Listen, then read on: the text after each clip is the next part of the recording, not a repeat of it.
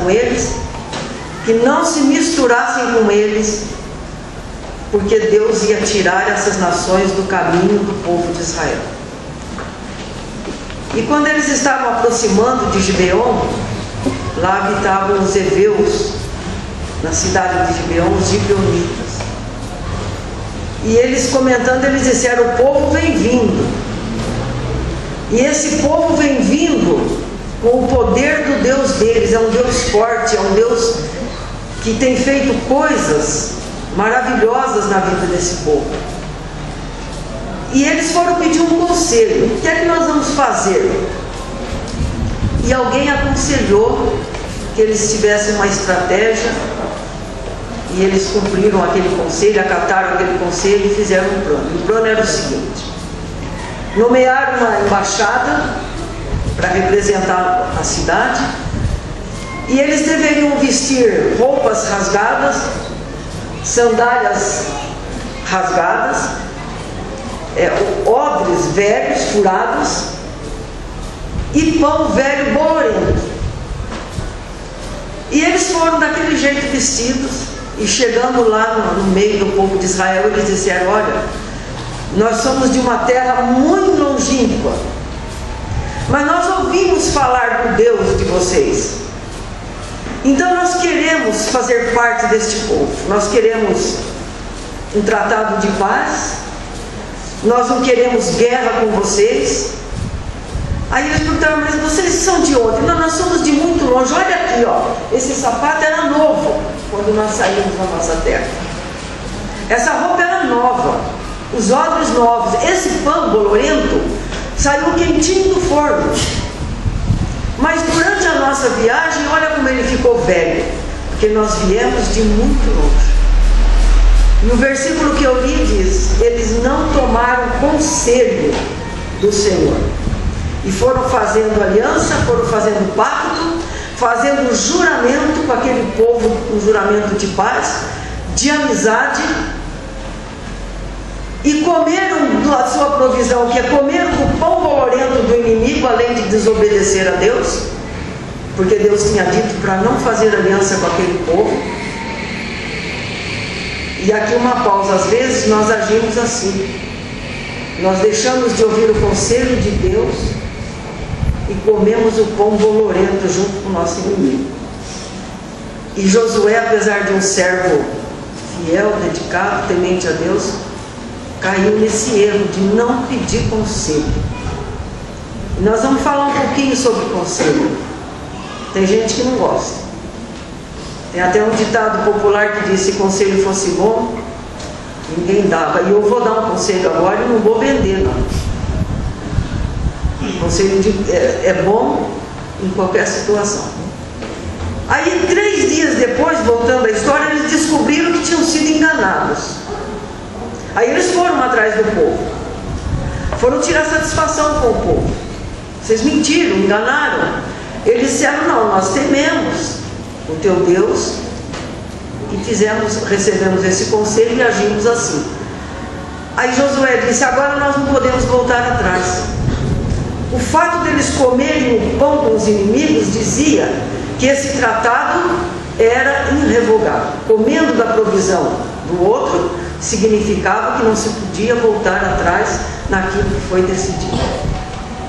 Aí eles falaram: bom, então, como nós não podemos voltar atrás, nós vamos fazer o seguinte: vocês serão nossos escravos, vocês serão rachadores de lenha e tiradores de água para toda a nossa comunidade, para o serviço do templo. E eles aceitaram aquele acordo. Era melhor aceitar e passaram a ser escravos. Aí pode estar alguém pensando aqui assim: ah, mas então eles se saíram bem, porque eles foram enganados, fizeram aliança, mas tiveram uma nação como escravos. E não foi bem assim. Em primeiro lugar, eles tinham desobedecido o que Deus tinha mandado, não fazer aliança, e eles fizeram. Nós que conhecemos a história do povo, sabemos que cada vez que o povo desobedecia, eles pagavam um preço caro pela sua desobediência. Então, com certeza, houve aqui um preço a ser pago. Conhecendo também a história de escravos aqui no Brasil, quando foram lá na África e trouxeram pessoas de lá e fizeram deles escravos, eles trouxeram com eles o quê? Sua cultura, seus costumes, né? Sua religião, que até hoje, né, o Brasil é um Brasil misturado com várias religiões. Mas tudo bem, o Brasil é um Brasil livre, é um país livre, aqui é normal, mas Israel não era para ser assim. Israel era uma nação santa, separada, e ela tinha que ser exclusivamente do Senhor. Essa era a ordem de Deus para aquela nação. Então eles foram ser rachadores de lenha e tiradores de água. Serviço pesado. Eu cresci dentro de um lenhador. Meu pai vendia lenha. Ele vendia o gás do fogão de antigamente. Era um serviço um negócio bom, porque ninguém tinha gás, todo mundo tinha fogão a lenha. E a minha casa tinha aquela enorme tora lá de madeira, e eles rachavam aquela lenha. Às vezes, quando tinha muita encomenda, até minha mãe ajudava a rachar a lenha. E era um serviço difícil, eu ficava olhando e ela dizia: sai daqui, porque o machado pode escapar do carro, não é lugar para criança. E eu ficava de longe. Ela dava a primeira machadada, abria, depois virava, abria de novo. E tinha algumas que ainda precisava cortar assim, porque os fogões eram aquela lenha miudinha, né? O fogão era assim de ferro, não era de tijolo, punha lenha lá dentro. Então eu sei bem como é ser um lenhador e um cortador de lenha, é difícil. Tirador de água também eu tenho experiência. Tirei muita água de poço. Poço fundo, 30, 40 metros de profundidade. Quando eu cheguei em Mogi das Cruzes, que eu vi um poço com 2 metros, 1 metro de corda, já tirava água, eu achava que nem era poço. Quanto mais lá pro lado que eu moro, na Baixada. Ó. Então eles foram fazer, pagaram o preço porque se transformaram em escravos de serviço pesado. Porque não escutaram o conselho. Conselho é bom.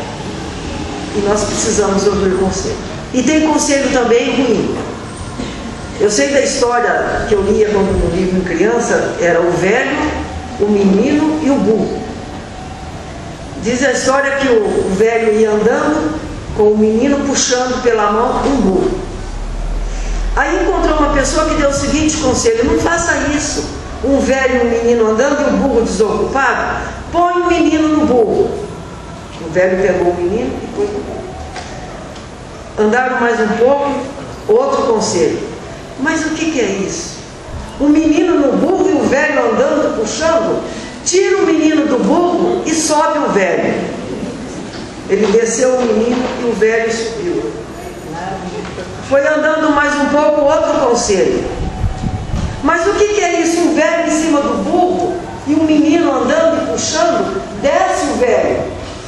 De tanto ouvir conselho que não levava a nada, o velho pôs um burro nas costas e saiu andando. Então essa história ilustra, às vezes, os conselhos, né? Tanto conselho que nós ouvimos, que em vez de fazer bem, pode colocar nos nossos ombros uma carga pesada demais para a gente carregar.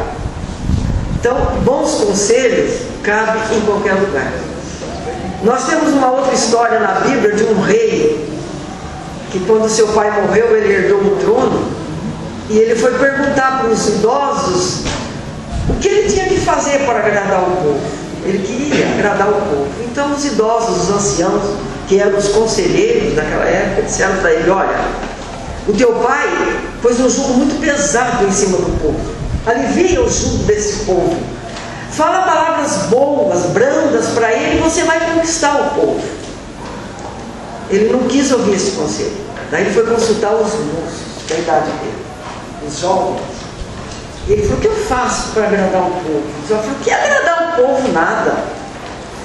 Vai lá e fala para este povo que o dedinho do teu pai, não, o teu dedinho é mais grosso que a cintura do teu pai.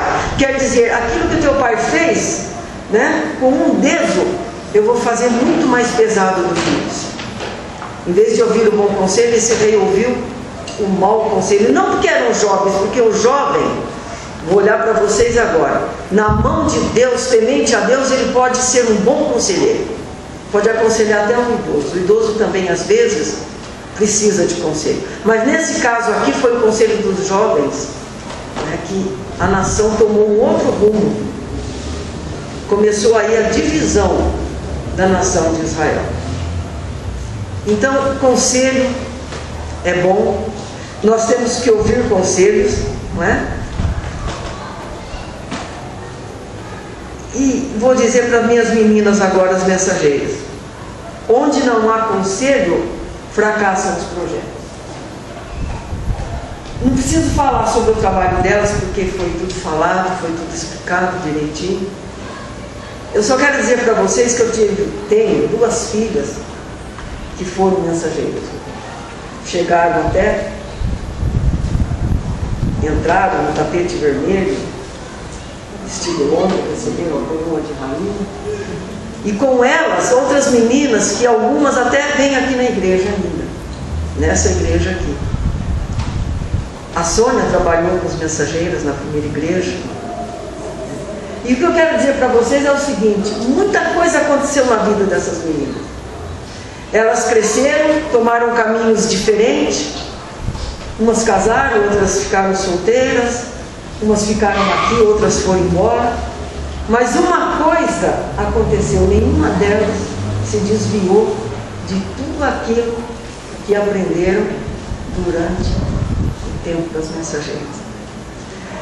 Muitas missionárias, a grande parte das missionárias, tiveram o seu chamado nas mensageiras, durante as mensageiras.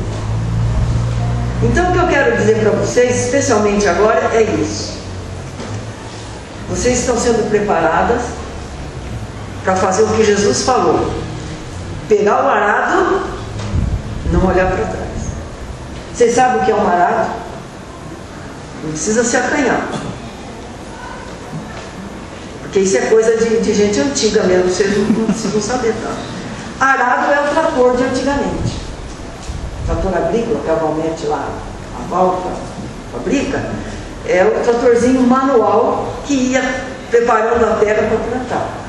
E se a pessoa que estivesse dirigindo o arado, né, tinha que fazer aqueles sulcos na terra bem retinho, para depois o semeador ir semeando atrás. Aí o outro vinha cobrindo a semente. Se eles olhassem para trás, ia sair torto.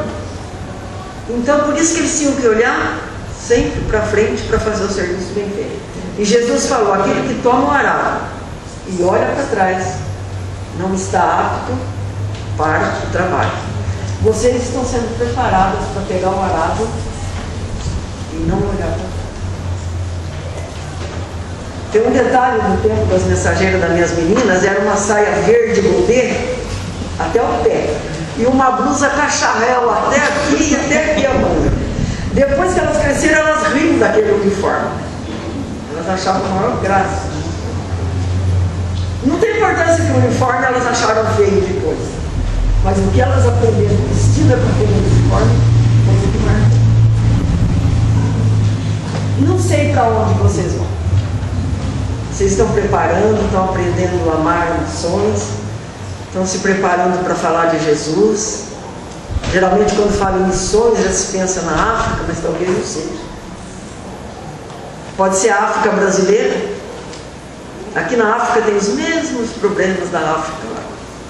Aqui tem AIDS, tem pobre, tem analfabetismo, tem violência. Então algumas talvez lá, outras talvez fiquem. Algumas talvez se casem aqui na Vila Natal mesmo, arrumem aqui o seu namorado, case com a família, vai fazer missões aqui. Eu não sei. Mas uma coisa vocês podem ter certeza: quando Deus disser, vem cá, vocês não vão ter dúvida. Marcolina Magalhães, uma das pioneiras missionárias no norte do nosso Brasil, quando ela foi fazer a sua primeira viagem missionária, ela tinha dúvida do lugar em que ela ia ficar. Ela fez a sua primeira viagem sentada em cima de um carregamento de sal. E quando estavam bem no meio de um grande rio, que eu não sei o nome, não me lembro, aquele barco foi a pique e afundou. E ela, ainda jovem, foi para o fundo do rio. Ela sentiu a lama lá no fundo do rio.